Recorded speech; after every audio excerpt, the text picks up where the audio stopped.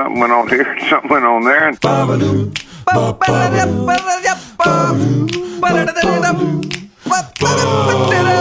This time on TNT. We play another round of Hey Aren't You with Gretchen McClark.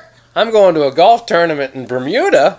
Plus, we meet Gino Vanelli's songwriting partner, Roy Freeland. That's all coming up right now on TNT. Hello. Hey, Hey, it's you, Fat Burger Lady. I'm sorry to bother you. I never do this. Is it not McClark? Susie McClark? Gretchen McClark. Gretchen McClark. Sorry. Hey, aren't you, I've had it with these motherfucking snakes on the motherfucking plane. Well, that's right. I am Samuel L. Jackson. Yeah, Royale with cheese. Nice to meet you. Royale with cheese. Yeah, that's what I said in Pulp Fiction. Royale with cheese. They're metric. Royale with cheese. Did you say them? What was that last line? They're metric over there, remember? The metric? They don't have a quarter pounder. That was the whole conversation. They don't have a quarter pounder because they went metric. Oh, that's right. But you know what they call quarter pounder with cheese? They call it a Royale with cheese. You know, for a second I thought you were being one of those like super ignorant people that said you're in the Matrix. Like, you know, like those jerks. I think I get people confused. Okay, it's Hey Aren't You, Yeah. the Fat Burger Lady edition. Hey, aren't you the Fat Burger edition? Okay, you're one for one with Gretchen Fat McClark. Gretchen McClark. Okay, here comes another next one. You ready? Yeah. Sorry to bother you. Sorry to bother you. Yes. Aren't you? You're beautiful. You're beautiful. Oh. You're beautiful. It's true. Yes. I'm James Blunt. Yeah, Yes. I thought so. Yes. I'm about to go to Ibiza and do a bunch of E with 400 or 500 women. I saw your Would you like face to come? in a crowded place. And I don't know what to do. That's you, right? I love my EDM. Yes, it's me. Wait a sec. What do you mean do E with 400 women? Well, I read some story that he's like some party animal, and he'll go out and he's seen in Ibiza, like. Well, we've talked about it before, but I didn't know that he was like into, what is it called when you go to like a place down south? But hedonism. I didn't know he was a hedonist. Well, no, he's a beathist. Oh man, who's buying into that lifestyle? I don't know, but him and Bono are there all the time. Hey, aren't you? Are you who I think you are? I can't believe it's you. Aren't you the show me the money? That's right. I'm Cuba Gooding Jr. Did I tell you I got banged up with him a couple times? Okay, perfect segue. Where and Cuba why? Gooding Jr. And also how? I think once at like I don't know what party, maybe Much Awards or something, and then another couple times in L.A. He dined out on that movie for a long time. Yeah, man. He gets right into things. I tell you what, he's go out a lot. Is he? Yeah. So say it started at the Much that Music guy. Video Awards. How did you end up circling the wagon back so that it happened again? I can't remember. I don't know if it's like friends of his were friends with like Rachel Hunter's friends or something like that. So like we'd see him a lot, and his dad was a soul singer in a band. Like can't remember which, but like a popular band. So I His like dad? talking about music with him, and he's a genuinely cool, nice guy, for sure. But he just likes to get right into things. So does he become that guy? Not really, but I mean, But he's up for it. yeah, when you're out a lot, I don't want to be like, say he's at one way or the other, because when people go out, you can see them do either thing, you know what I mean? Right. But he was always out and always having a good time, so. I think maybe we need to come up with like a phrase, like maybe up for it is the phrase. Oh, he's up for it. Like it's not a mean phrase. It just No, but it's just he gets right into things. I guess that kind of says it too. Okay, you ready? It's kind of that. What? Hey, aren't you? Aren't you? Life is like a box of chocolates. You never know what you're gonna get. Yeah. Yes, that's me. That's Tom Hanks. Yes. You're like 4 for 4. Maybe I picked softballs. Okay, here's a good one. Yeah, those are maybe softballs, or I just know my movies. Well, here comes one that might require a bit of a deeper dive. All right. Hey, aren't you?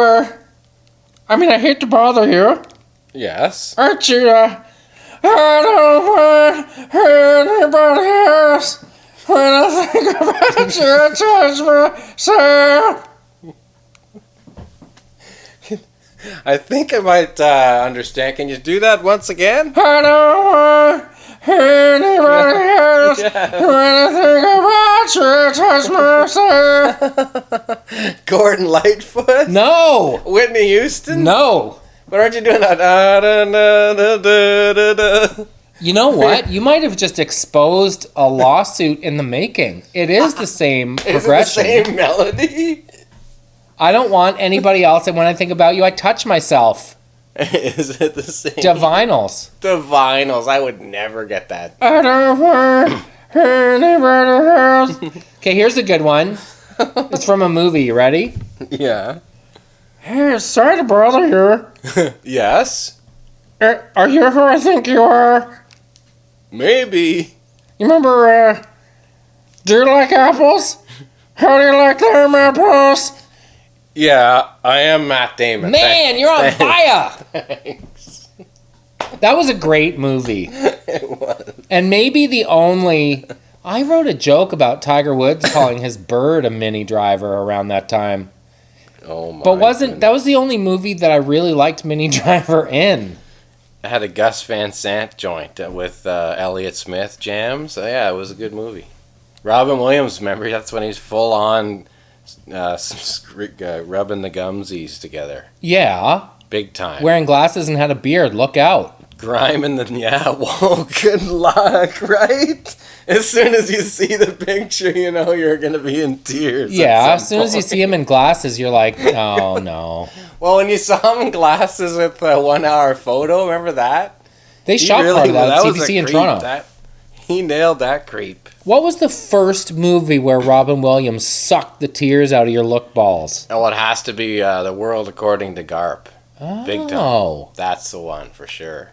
I don't know that I've seen it. I've read it, but I don't know if I've seen it. Oh, that's a big... And that's actually one of the most... one of the biggest tearjerkers of all time. There's some moments in that movie you just don't want to even think about happening to you. Well, John I know what I'm Lithgow not doing it. tonight. John Lithgow crushes it in that. Lithgow is one of those underrated kind of actors. I didn't like that Third Rock from the Sun show, but I admire his abilities. I did enjoy that show even. You know how I am. Yeah. I'm a tough room with that stuff. Dead Poets Society was the first movie that Robin Williams really sucked the tears out of my look balls. Yeah, that was a good one. Oh, Captain, my Captain. Okay, you ready? Good Morning Vietnam, too. Yes, but I felt like that was, when... Using the war to get everybody crying? No. I remember seeing it and thinking that was Robin Williams on GAC, comedy-wise. Like, I'm going to throw everything against the wall and a small percentage of it will stick, but you have to kind of sit through all of it. Mm-hmm. Wasn't my favorite role of his. Totally admire his ability to do it, and I know that probably a great percentage of it was improv, and that alone is astonishing, but it wasn't my favorite character of his. Awakenings had some tear-sucking. Oh. Well, Awakenings was about Oliver Sacks, right? Yeah. Real story. And his books are fascinating. The Man Who Mistook His Wife for a Hat. What's that one where he builds a hospital? That's kind of tear-jerker, but it's kind of... That's where he had the clown nose on, right? Yeah. Yeah. Not everybody's an Oliver Sacks fan, by the way. I know people that don't approve of Oliver Sacks. And his brother Kolosov. Can we get the check, please? Okay, you ready? Yeah. Hey, I can't believe this. What? I won't blow your cover here at Fatburger, but aren't you a... Go ahead, make my day. Why, of course. I'm Clint Eastwood. I knew it. Can I please get a double with Double. extra fries and a... Large cock. Do you like my Trump t-shirt? Large cock. No way. Oh, he's huge, Trumpsky. No, he's not. Trumpsky. I know He's that every gnome character Trumpsky. he plays He's sure a seems gnome like they would be. He's Is he legit Trumpsky? Humpty Trumpsky. No. He's a little drummer Trumpsky. Trumpster fire? He's doing the Humpty Trump? Yeah. Brutal. Yeah, man. He's the Tickle Trumpsky. He's reaching into the tickle Trump. Oh, boy. One of the okay. Trump saying in the last week that he would have run into that school in Parkland. Yeah, Ridiculous. bullshit. And then someone posted a picture. Him running from the podium? No, of him walking up the ramp onto the plane in the rain with an umbrella over him and Barron's 2 steps behind him out in the pouring rain with nothing. Yeah, and then how about the time there's a gun in the audience and he runs off the stage? Oh, yeah, right. And then there's the one where the eagle in his office just moves and he almost jumps out of the chair and he's afraid of stairs too. You know, he won't go up or down stairs. So yeah, Who's he's afraid able. of stairs? Trump. Why? For some reason he avoids them like the plague. I don't know. Maybe he's got brutal knees or something. Is there an elevator in the White House? Well, there's got to be a reason why he doesn't he doesn't walk anywhere. When he golfs, he's in the golf cart, even on the greens. When they did that walk, when I don't remember where it was, with all these other world leaders, and he was following them in a golf cart. Really? Yeah. Ew. Yeah. Oh, by the way, super exciting news to report in the real Bonnie's life. Oh yeah. She adopted a little furry friend named Paco. Oh man, I love that. And Paco's 12, and he's a Chihuahua, and he has 3 teeth, and he's dope AF. Man, Paco. He's great. Can we hear Paco, hear her talk about him? Well, he likes to party. Okay, let's hear it. Give us the Bonnie perspective. Yeah, the little dog is settling in pretty good. You know, I don't want him sleeping on my bed, in case he has to get down in the night, but I put him on the couch, and he has a blanket there, How long have you had him now? A couple of weeks now, settling in pretty good, I'm going to tell you one thing, Bonnie, I bet you that dog's sleeping in your bed by the end of the month. The dog won't ever sleep in my bed. No, he's going to sleep on the couch where I put a blanket for him, She bought, this will tell you a lot about her love of animals. I love it. He's like, no. He was eating dog food with his 3 teeth, and she's like, not my Paco, So she went to Superstore and got some honey garlic meatballs. Oh no. And that's what he's eating twice a day. No. He eats honey garlic meat. He's gorking them down twice a day. And he's 7 or 8 pounds. Yeah. And his diet, it's like he moved into an all-you-can-eat buffet. That's like my parents had a Cocker Spaniel that I got them as a present in 1995 or something. It was a Cocker named Nolan. After Nolan Ryan? Yeah, definitely. Anyway, he I'd see him once in a while. I'd come over and he'd be eating a Harvey's burger. Oh, his own box. Oh boy. It's so bad. Once I don't know, once in a while, but yeah, that was a treat. But they inhale. I'll tell you, they'll inhale a burger no different than they'll inhale, a bunch of things. They'll eat anything. Yeah, you put some chicken broth on a bunch of dog food, and they'll crush it like no tomorrow. Well, the girls will drop a salt and vinegar goldfish on the floor. Oh, that's out. Yeah, he's actually all up in it. Rebel won't touch goldfish for some reason. He Why? just licks them and spits them out. Curious. Yeah, he'll eat he'll eat fruit though. He'll crush piece of apple. Henry's down with carrots. pineapple. But Paco has just been in a shelter for who knows how long. He's a sweet and Paco's happy best. little guy. Like, I wish I had that name in my head, Paco. Annalise named Rebel, but Paco's the best name ever. It's a great name for a dog, and he's such a Paco, it's ridiculous. Oh, man. And you know what? Like I said, he was in a shelter for a long time, and now he could not be with someone that will love him harder, Yeah. right? That's great. Like, her whole life is about, like, well, I have to get up at 6 in case he has to pee, yeah. Yeah. And I take him out one last time at 10:30 in case he has to pee before bed, yeah. Like, so into it. I love it, yeah. It's great. The routines got her all fired up. Yeah, it does. Hey, aren't you talking to me? You talking to me? Oh, man. Unbelievable. So Annalise is home still. Yes. She's got this tummy ache that's been going on and on. We think it's an infection that's from having a sickness over the holidays, and it just continues to be kind of terrible. For the last 3 weeks, she hasn't been able to keep anything down. So she's, losing weight because you're constantly trying to keep her nourished. So she's getting better. She kind of started getting better by giving her the probiotics and all that kind of stuff to give her the good the good bacteria, to kill the bacteria in her stomach. So has she been home from school this whole time? She's been home now for almost 3 weeks. Aww. Yeah. But What, is she in grade 1?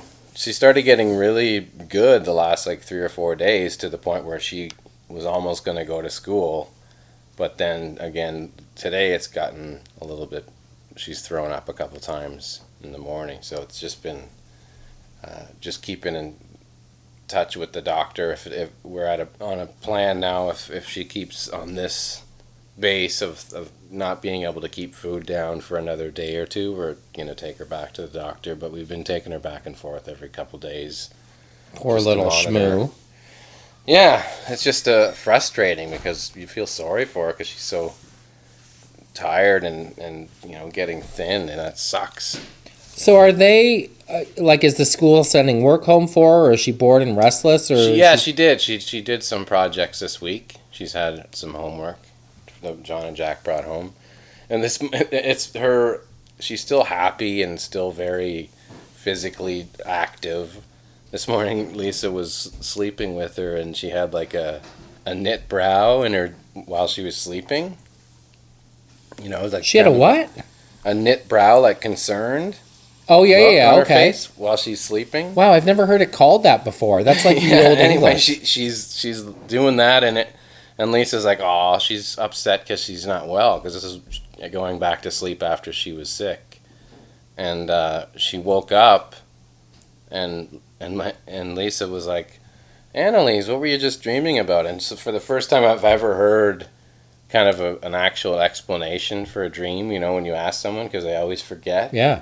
But she's like, oh, I was sitting and Daddy was making me anapasta, which is what she calls the noodles canned pasta that she eats, that she likes. Just, the whole wheat SpaghettiOs stuff kind of vibe.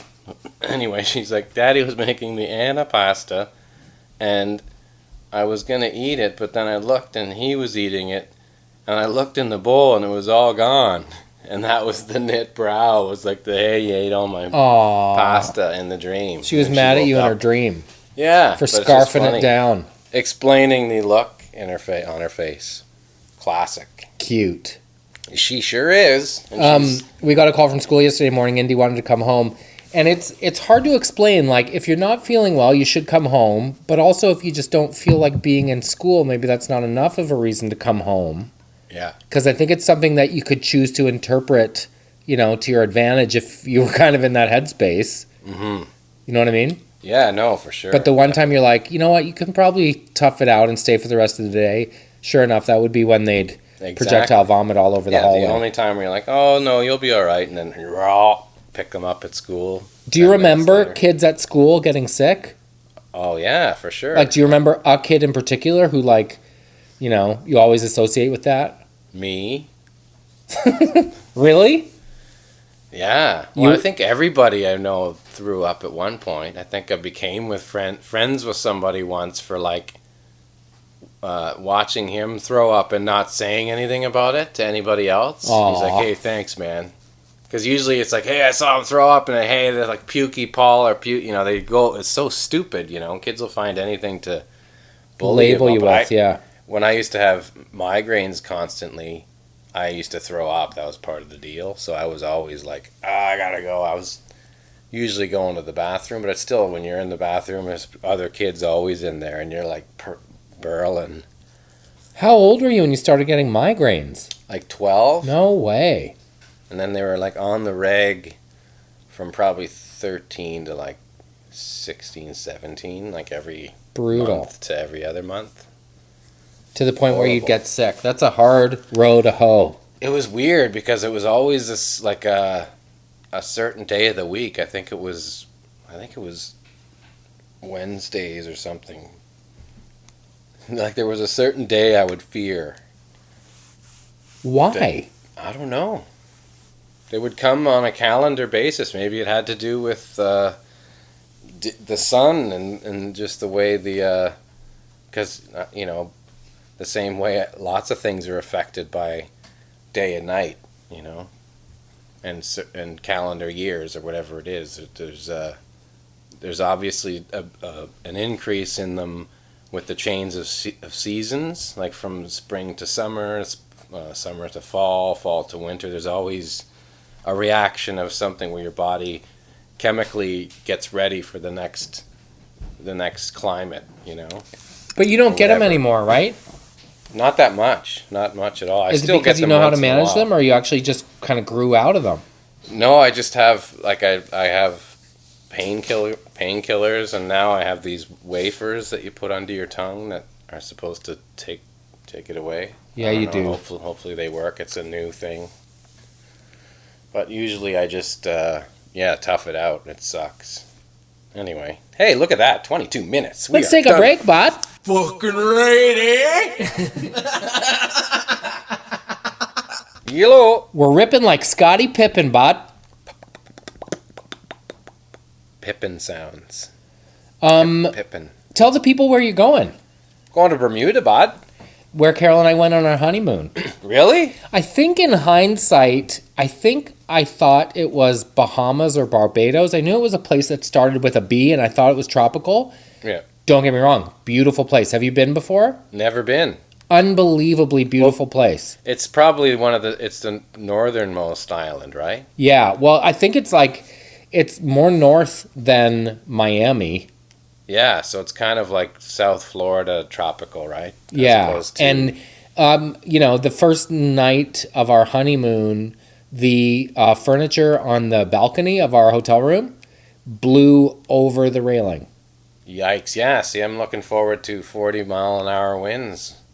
So I'm going down to play in a golf tournament. How about that? Tell me how it came about. I want to talk about the tournament itself, and then I want to talk about strategies for playing in the wind. Okay. So how did it come about?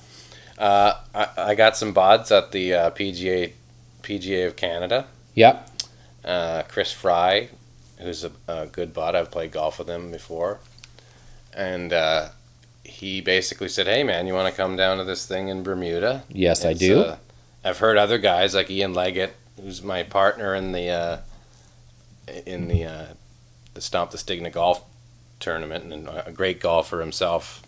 He's been there several times. I had another 2 or 3 friends that have been to this event. It's the World Par 3 Challenge or Championship. And so is it Pro-Am? The Fairmont, Southampton it is? Yeah, that's where my honeymoon was. Really? Yeah. Well, there you go. So it starts, I get there Thursday, and I by the time people hear this, I'll be back, because I'm back Sunday night. How did you do? I was fantastic. I won. There's so much I want to talk about Bermuda. There is the Swizzle Inn, where you can go for a rum swizzle, which is a paralyzing drink. Yeah. The Indian food was actually spectacular on Bermuda. And Carol and I went for a church service on Saturday morning that lasted 3.5 hours. and we were then invited over to the pastor's house for post-service gathering.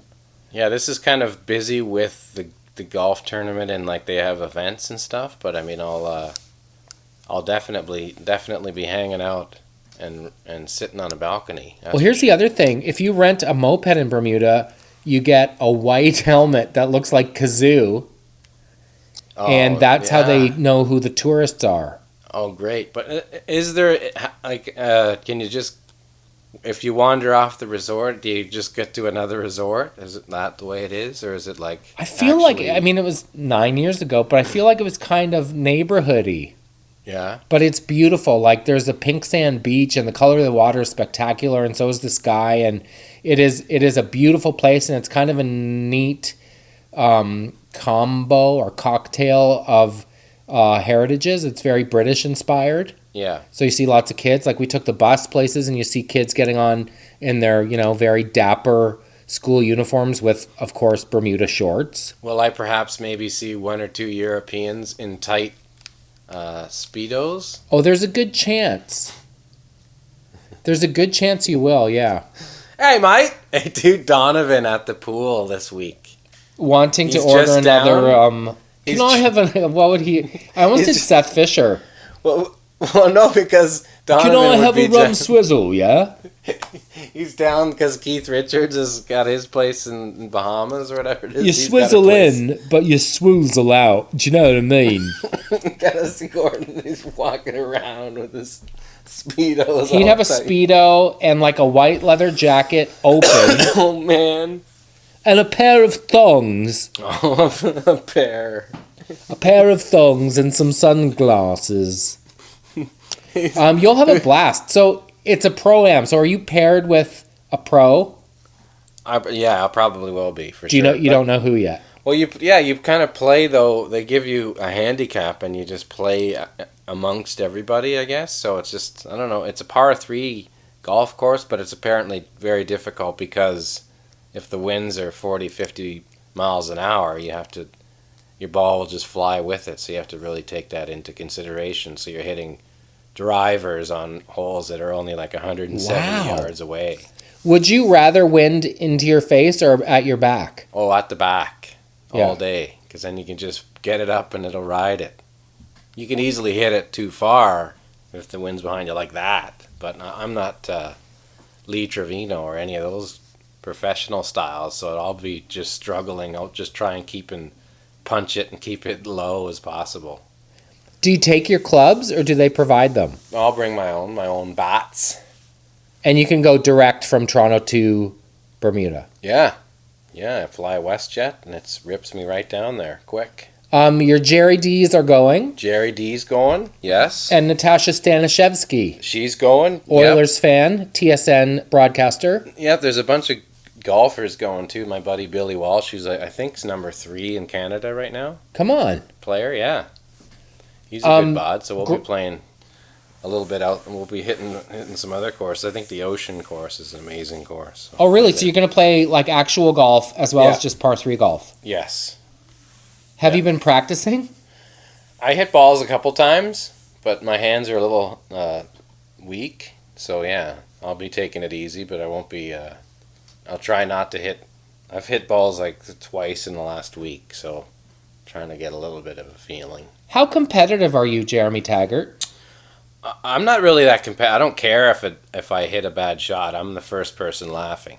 Are you? Usually. Yeah. But I hate it, and I don't like it. And if it happens consistently, then I just kind of get bummed out, and I'm like, oh, that sucks. I'm in a great place, and I'm not having fun. That's not cool. Because then you think, well, look where I am, and I'm playing golf. I'm not working or doing anything that takes anything other than just to hang out. And I'm upset, and then you get real, and you're like, oh, okay, forget about it. Who cares? And by the way, I'm not a professional golfer at all, so why the hell would I get upset when those guys are hitting balls all day long? And every day. You know what I mean? And they don't get upset if they hit a bad shot, and I'm getting upset if I'm hitting a bad shot and I don't practice, 7 days a week. Forget about it. This is the thing. Not to get into. I get mad at people that suck at golf that get mad when they hit a bad shot. Like, it's like, really? You got that much gall to think you should be better than this? Really? Like, it takes such a long time to get good at this thing, to hit the damn ball straight. It's one of those things. But I feel like, and not to be too in depth on golf, so that if you don't golf or you've never golfed, this won't be interesting to you. But I feel like golf is the kind of thing that it doesn't take that long to be able to just play it. Well, But you can hit the gap between I can play it and I can excel at it, like you have to do it 3-4 times a week to either maintain or improve. Well, it depends on what your goal is. If your goal is to like shoot 105 or 110 and that's fine, you can definitely practice a little bit and hit the ball if you have to go to somebody, give yourself a chance by getting some kind of instruction, so you're hitting it, practicing Straight, properly at least. Yeah. Because otherwise you're just going to get frustrated. I know people who I've taken on the golf course 3 or 4 times. Like my buddy Grant Smith from Dallas, he's just never going to golf. He never should golf. And is he wrapping 5 irons around shrubs like those guys? He had to buy 24 balls or something extra, because he was hitting, every shot was going into some water or hazard, because he would hit it hard, but it would just banana to the right. So I'd say, okay, we were literally almost aiming behind us, and it would still just go into the woods somewhere, to the point where I was just like, forget it, man, just don't worry about it. And even him himself, went to golf school at his university. Like he took golf. He tried, went to with great players and everything. He just couldn't. Even the teacher there, I think, was like, "This isn't for you."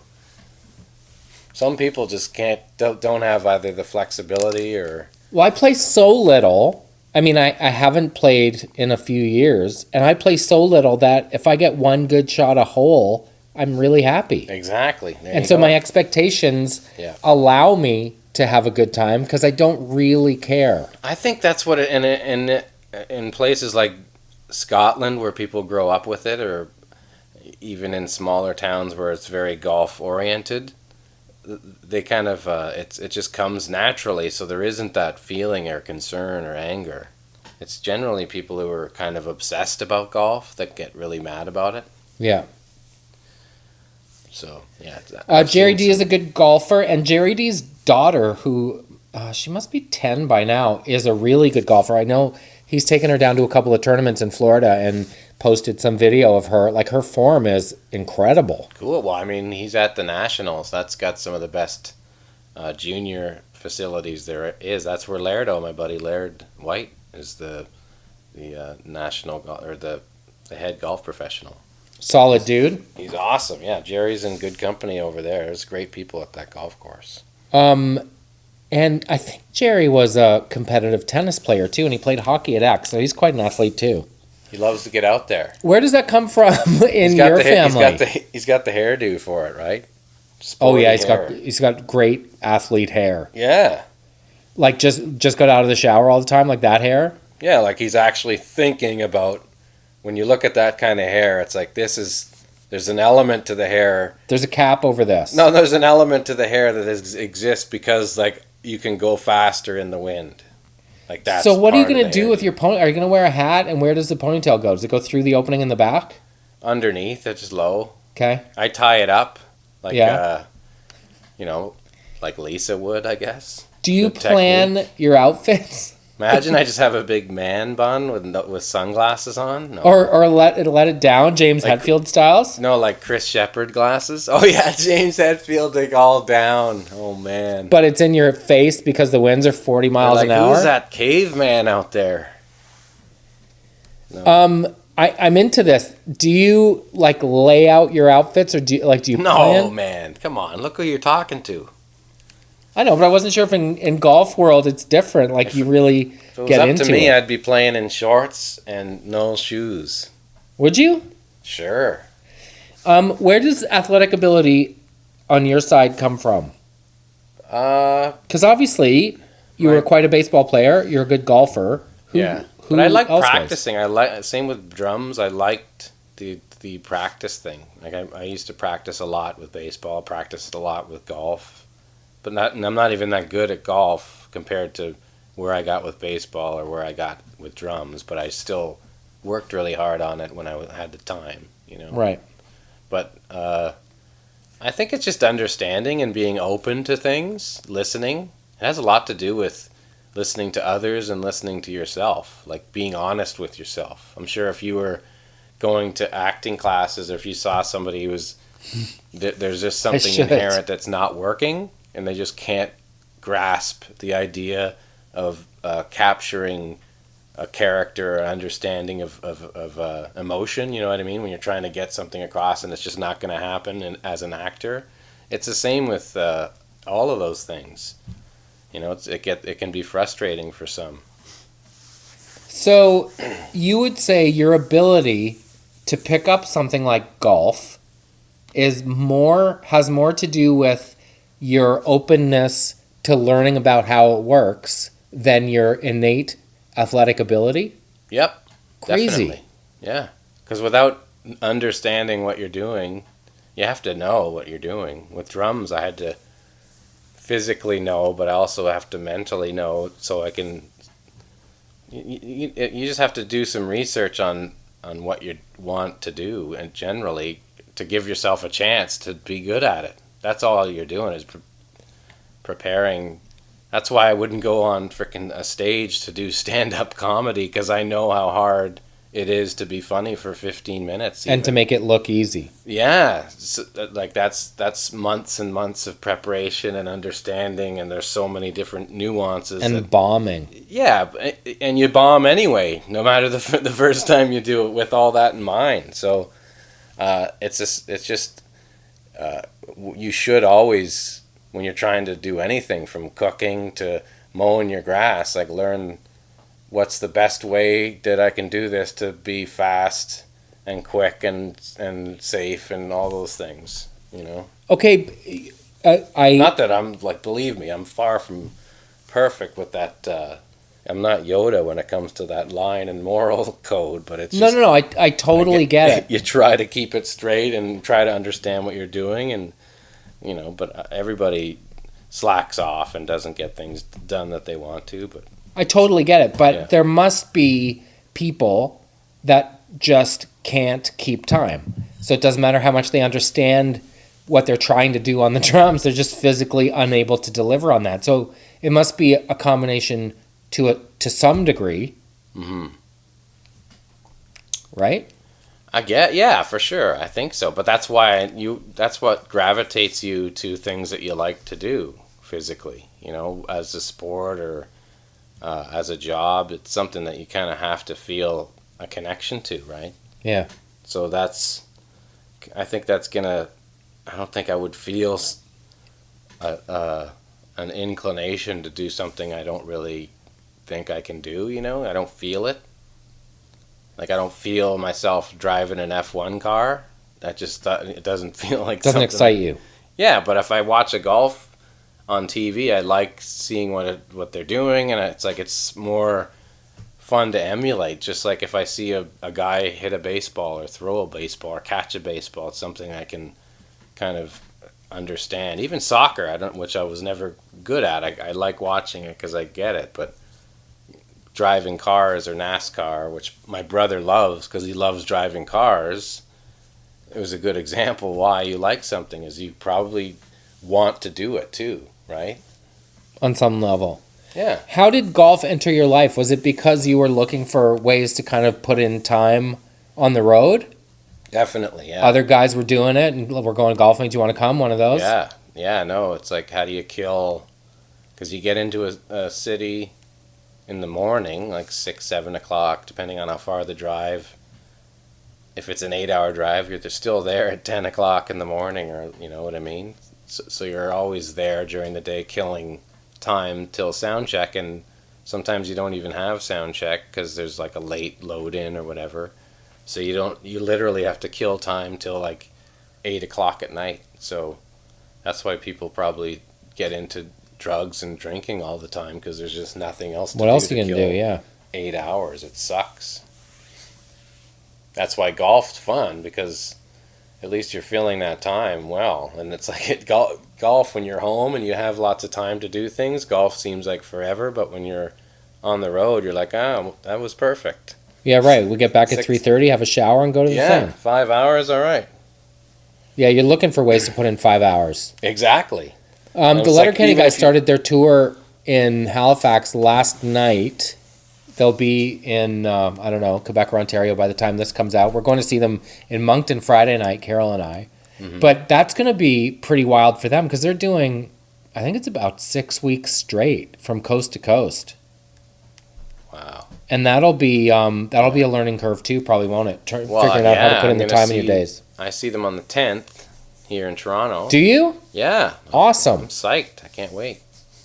So I'll that'll have them. They'll have a good couple weeks under their belt at that point. Man, it's so exciting and inspiring to see how fast tickets are flying off the shelves for that thing. Yeah. Well, it's good. So I mean, when you see something catch like that, and they're doing it the right way by having it in this format and the place they're doing, the people that they're bringing, having Mark Forward and K Trev rocking. It's funny too, people will probably be laughing for 2.5 hours, which is exactly you don't get to have these days. And in some, it's a good night out, and in some cases they have shows like an early show at 6:30 and a late show at 8:30 or whatever, which is also really smart because they're playing soft seaters, and that will circumnavigate people getting too banged up. Yeah, right. Smart. You're starting at 9:30. You can only have so the late crowd. We're gonna have some people parking lot styles. Speaking of touring and late starts, we will be announcing a Sarnia venue change. It sounds like the venue that we were going to play in Sarnia has since closed its doors. Yes. Hopefully nothing to do with our impending arrival. But I'm getting fired up, bud. We're doing some 5 dates in Ontario in May. Is that 5 days in May, bud? Well, can we call it 5 days in May? Can we call it the 5 days in May? I think they met in a hurricane. Let's take a break, bud. Be right back, buds. Gino, you won't believe this new idea I got. Joe, what is it? This better be important. The Sandusky twins are getting impatient in my room. Hey, I got no time for that. Hey, maybe you think one of those girls might like me, though? I don't think so. They both seem pretty occupied. Come on, Gino. How can we never... Joe, you're interrupting. What can I do you for? Same question the really Sandusky twins asked me. They're really good looking, too. Wow. Hey, look so at you that. understand why I'm getting a little bit impatient with this verbal transaction. Anyway, come over into my room and listen to this idea. Joe, ready? Can this not wait? I'm telling you gotta hear my new idea. Well, this better be important because I'm kind of in the middle of something over here. Just listen to the idea, okay? Listen. Quick, what is it? What is this garbage? What do you think of this lick? I got the drum machine and everything going. Listen. It's not really the kind of lick that I'm interested in right at the moment. Can this wait?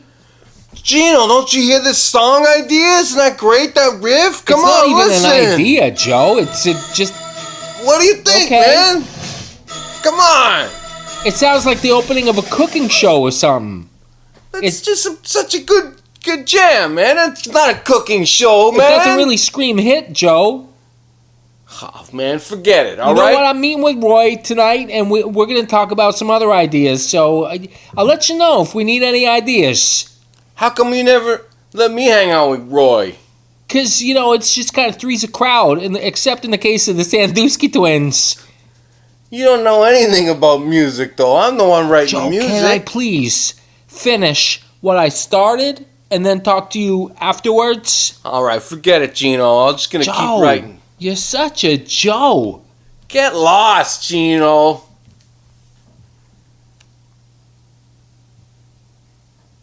What's going to happen?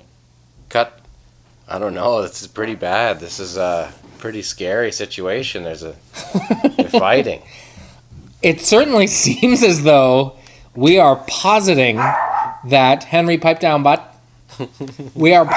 Henry, pipe down, butt. We are Henry, pipe down, bud. Every time I say the word positing. It's Henry. It certainly seems as though we are positing that Joe wrote the song Black Cars. Yeah. Let's find out what happened a week later. Okay. Hey. What's this going on here? Hey. That's my song idea. Hey, Joe, listen to this. We're just rehearsing. What? What the hell's going on? That's my idea, Gino. What are you talking about, Joe? I played the same thing. Where? Look at that part. That's my part. Ideas are in the ether, Joe, and sometimes they can just land in anyone's lap at the same time. It might be a coincidence, but it doesn't mean that it was your idea, guys. Right, Roy? Yeah, that's right, Gino. Why every single time I say I want to write with both you guys, and this is the only part in the song, and you're taking it from me? Hey. What the hell's going on? Joe, hey, Roy, I'm so sorry you have to see week? him like this. Hey, it's no problem, Gino. Of course. You sound like Tin Pan Alley guy. He gets flown in from place to place. Yeah, same shit happened when we were doing Wish Splash. I was taking a bath. Roy had a tracheotomy. We had to break a guy's legs for Fats Domino. That's how long he's been around. Where it stops being like a Heritage Minute and starts being insane and we take liberties. That is the line that always amuses me. Hey, this one. Jerry Lee Lewis got his great balls of fire from the time I took a lighter to his nuts for the publishing. Hey, Roy.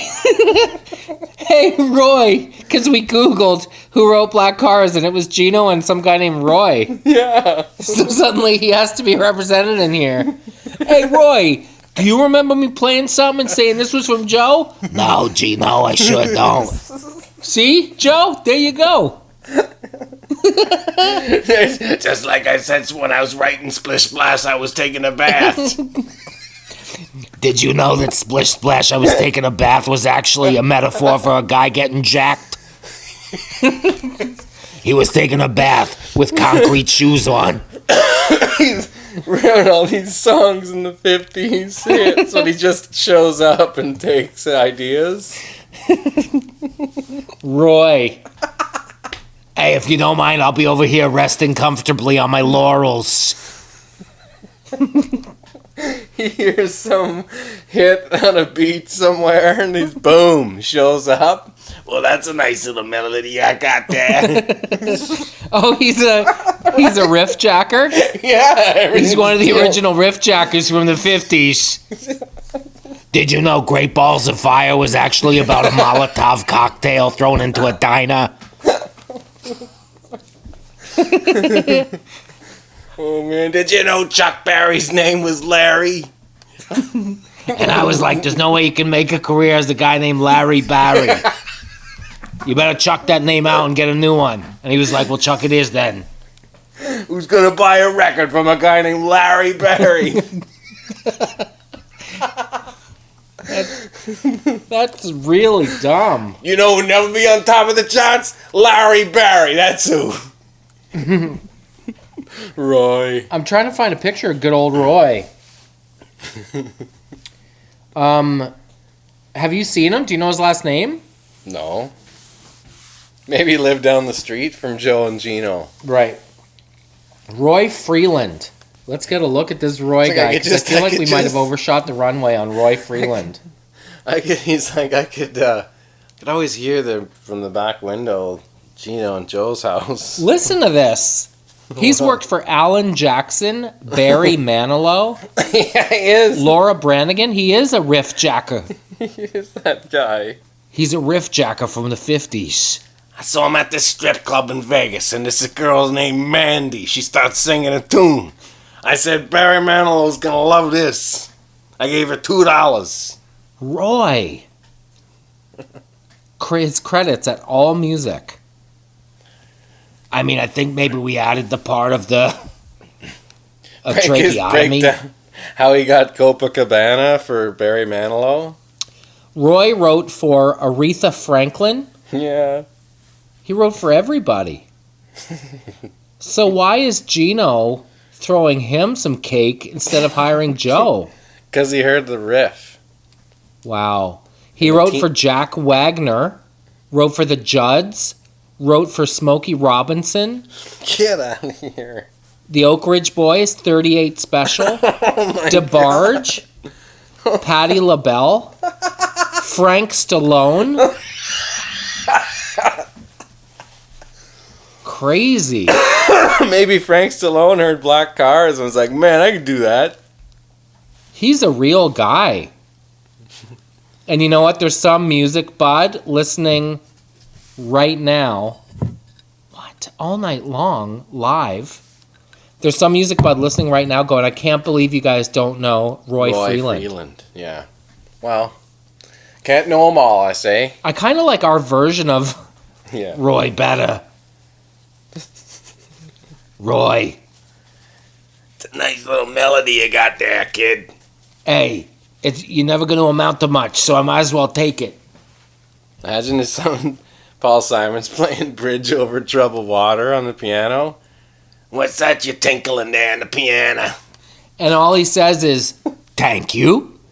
Like, I'll be taking that. Thank He's you. got a little recording thing. He's ain't starting to bad. sound like Tony Danza.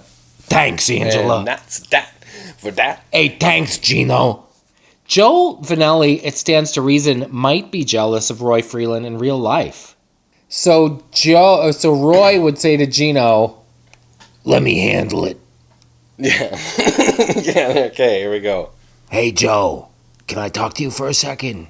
Yeah. Do you mind if I sit on your bed with you? Ah, sure. Joe, I'm going to tell you a story. In this life and in this world, there are two types of people, okay? I had to learn this very young. There are Ginos, stars, who belong front and center in the spotlight. And then there are guys like you and me, Joe. Joes of the world. The trick is... Let me finish. You gotta find a way to be content being a Joe. Because I hate to break it to you, but I can only say this because someone said it to me, and he's unfortunately not with us anymore as a result of that conversation. But here's the thing. You gotta find a way to be content being a Joe. Because you're never gonna be a Gino. In the same way that I'm never gonna be a Sinatra. Joe, look in my face. You look at me with your eyes. I am telling you this out of love in the way that someone had to tell me, who again is not here anymore to defend themselves. Listen, I ain't gonna let no Rockies manager looking tell me what to do, all right? Joe, I know you're hurting right now. I can see it in your eyes. I can see there's pain. And it's not just because my hands are clasped around your neck. It's also good, Joe, you're listening now. This is good. We're making progress. Wild horses will drag you away from Gino's career. Do you understand me? Have a nap. Nighty-night, Joe. Hey, Gino, where were we? Joe's gonna be just fine, aren't you, Joey? Yeah. I promise. Poor Joe got choked out. Joe got choked out by Roy Freeland in the same way that we're going to get choked out by Roy's lawyers. He got choked out in such a way that he's like, okay, I'll never bother you again. It's kind of a happy ending to our story, but also kind of terrifying and sad. Whew. Roy Freeland, who knew? Yeah, who knew he was such a strong presence in the industry? It's funny how all of our duos suddenly have a third party. It's happy accidents. Yep. Like Right? Gary Lake with Andrea and Laramie. Gary Lake. Jeremy Taggart, what's the plate liquor story? Because we were talking about you going golfing, and then you Yes, alluded one to the time- plate liquor story, and then said, have I ever told you? And the answer is Yeah. no, you haven't. One time on a bus somewhere in the Midwest in America, on a day off, we were on the bus drinking, and there were some people on there, and one guy was super banged up on the bus, and these two girls walk in, and just before they came in, he didn't know who they were, but he was like, those girls are hookers, throughout that line. It's like, okay, whatever, pal. And then they came on, and he's like, to both of them, he's like, which one of yous two's a plate liquor, and which one of yous two fucks min? And I specifically remember the M-I-N, min, as opposed to men. That's how inebriated this cat was. Plate liquor. Plate liquor came out of that's just a greasy phrase right there. Never heard it before. Well, it's probably popular in the Midwest or probably the West. What did you do? Put the boots to him? No, yeah, By that I mean ask him to leave, not yeah, exactly. stomp him. As opposed to like, well, yeah, because sometimes people they get aggressive, so you just kind of hope they pass out and get them off. What are the rules for coming on the bus? Usually, it's not nobody really comes on unless you know them, generally. So usually it's just friends and people that are Pre-approved. close. Or You at must least have lots of okayed. door knockers, though. What's that? You must have lots of door knockers. Oh yeah, lots of door knockers, window slappers, Oh, the big full arm smacks. so who puts that under control? There's not really. It's just. It's never really bad, It's not like people rocking the bus madness or anything. Just lots. At worst, I remember just people trying to get your attention because if they can see you, like you're changing, and all of a sudden just you realize they can see in, but you can't see out really. Does that happen? Well, I don't know. People can see you Probably. changing your shirt, tarps Well, off. if the light's on, and you think it's a tinted window, it's not tinted if the light's on. This was interesting. Someone posed the question: what's the best 3-song run on a record? Yeah. You were very heavily involved. I had a lot of good ones. Well, I saw it as a thing, and I was like, okay, this is an interesting thing. It's kind of difficult if you think about it, because it is pretty tough to have 3 full songs that crush in a row. Like almost impossible. It is, yes, on an album. I mean, you don't see that much. You don't see it. Well, people don't really listen to albums anymore, but generally. So yeah, I took to it pretty nicely. And I think I came up with about 10 or 12, I think.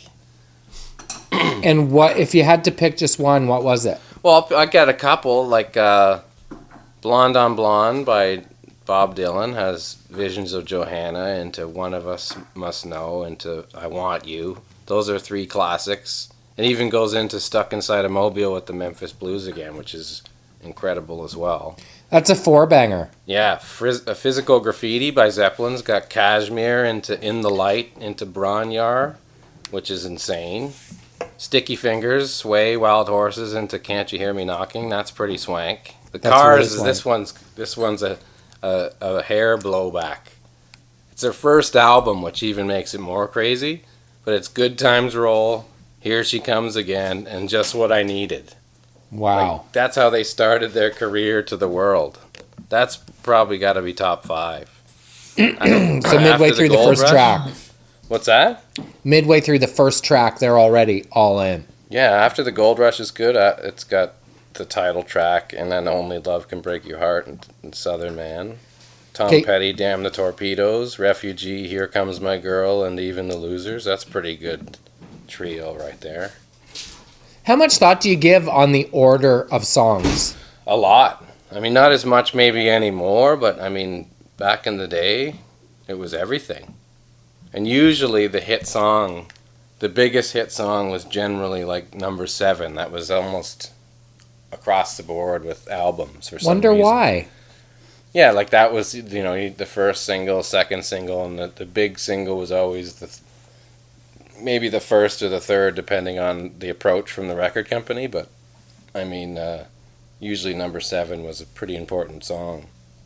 If you Interesting. Look at records across the board. On the Western Skyline, Into Every Little Kiss, into Mandolin Rain. Boom. Hornsby, Ooh. the way it is. Exodus into Jamming, into Waiting in Vain. That's Yeah, a good okay. trio.